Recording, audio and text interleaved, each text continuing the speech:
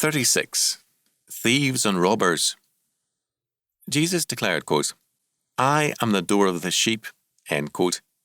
A figure of speech meaning that he alone is the way to salvation. Quote, "All that ever came before me are thieves and robbers," John 10:7 and 8. All other religious leaders, other than the biblical writers who spoke of him and declared his word, are enemies of man. Quote, "Thieves and robbers," end quote. That include Confucius, Socrates, Buddha, Muhammad, and others, for, as one biblical scholar has stated, the expression is exclusive and takes in past, present, and future. Jesus was emphatic. He alone is the truth. Quote, "I am the way, the truth, and the life. No man cometh unto the Father but by me." John 14:6. The premise of our Lord's statement is a clear-cut one. Truth is exclusive. It cannot include a lie. But no idea is more alien to our modern temper.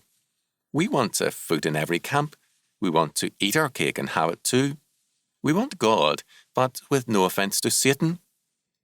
But truth is exclusive. It is not tolerant. If 2 plus 2 equals 4, it is not true that it equals 3 or that it equals 5, nor can we say that a child who answers 3 or 5 is almost right. The answer is either right or wrong. We cannot say that a man is a persistent liar and at the same time call him honest and trustworthy.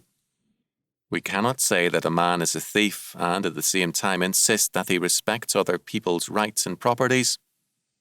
But of course, this is what we're trying to say, and we are trying to break down the exclusiveness of truth and the very idea that there is a right and wrong.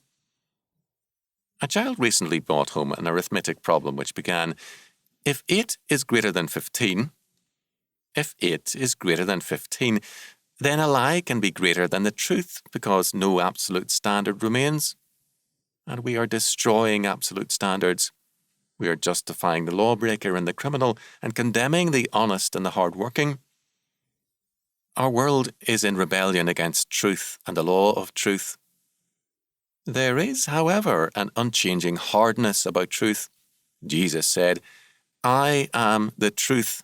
No man cometh unto the Father but by me." Jesus expressed not a hope but a hard reality. There is no other way. Men either live by truth or it kills them. If a businessman treats $8 as greater than $15, he is soon bankrupt. A nation that coddles its criminals and penalizes its godly citizens must either change or perish. Our Lord said, "Ye shall know them by their fruits. Do men gather grapes of thorns or figs of thistles?" Matthew 7:16.